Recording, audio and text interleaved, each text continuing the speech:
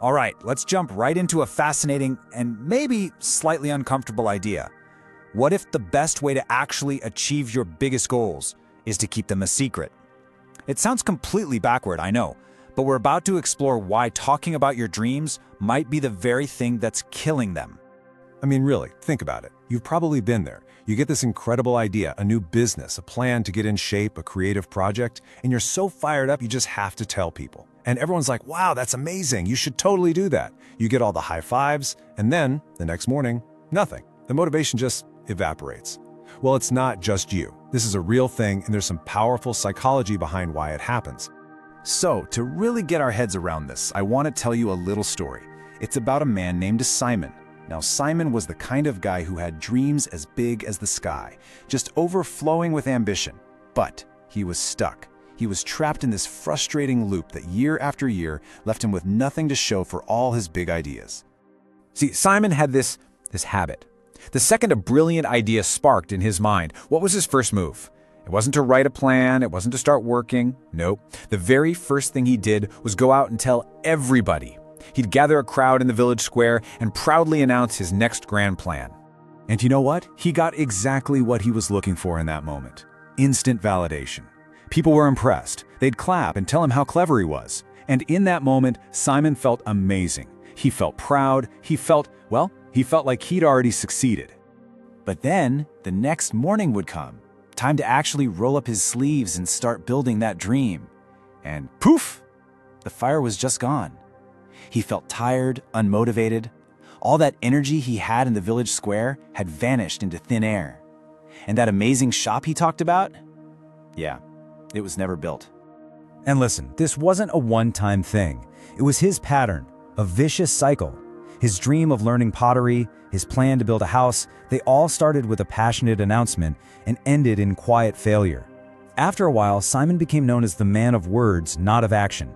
And deep down, he was deeply ashamed and felt completely stuck. But then, one day, something changed. A quiet, wise elder in the village saw Simon struggle.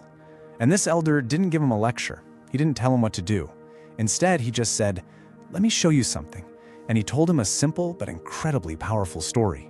The elder showed Simon 2 tiny seeds. He took the first seed, and without a word to anyone, he planted it secretly in good, rich soil and watered it quietly. Then he took the second seed, he put it right on top of a flat rock in the sun, called over all the village children and announced, "This seed will become a mighty tree." Of course, they all clapped and cheered. So what happened?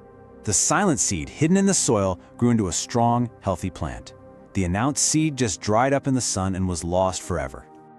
Now, this obviously isn't just a story about gardening. It's a perfect metaphor for the psychology of our goals. It shines a light on this hidden trap of getting praised too early, and it holds the absolute key to why Simon kept failing. Here it is. This is the core insight the elder gave them. When you share your intentions and you get that praise, your brain gets a nice little hit of dopamine. It feels good. So good, in fact, that your brain gets tricked. It mistakes the pleasure of being praised for the pleasure of actually doing the work. It's what you could call the social validation trap, and it works like this. 1. You announce your goal. 2. You get that lovely praise.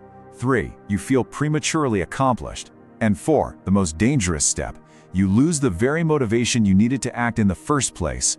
You've essentially gotten the reward without doing the work, which short-circuits your drive to continue.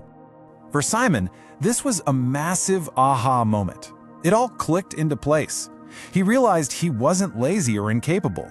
He was failing because the applause was satisfying him. He got the good feeling just for saying he would do something, so he never felt that deep down need to actually go through with it. So, armed with this powerful new understanding, Simon decided to try something completely different, a new philosophy. No more announcements, no more seeking praise. He was going to embrace the power of silent, focused work. He started small, really small. His first silent goal, to build a single wooden chair. But this time, he told no one, not a single soul. He just found a quiet corner, and every evening, he simply worked. There was no pressure, no one asking for updates. It was just him and the wood. And when that chair was finally finished, Simon felt something totally new.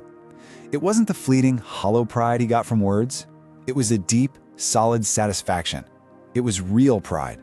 The kind of pride that only comes from a tangible accomplishment, from the act of doing.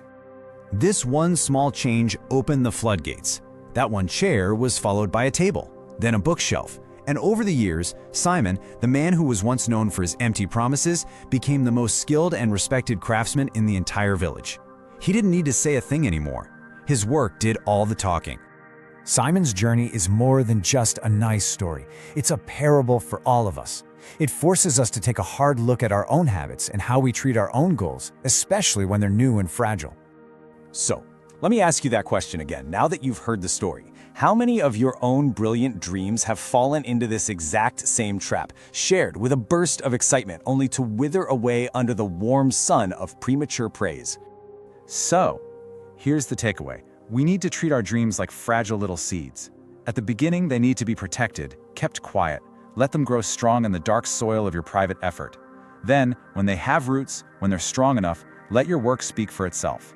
Because your actions will always speak louder than your words. So the next time you get that incredible new idea and you feel that almost irresistible urge to tell everyone about your grand plan, just pause, take a breath, hold it close, nurture it in silence, because the world doesn't need to know what you're planning to build. It's waiting to see what you have built.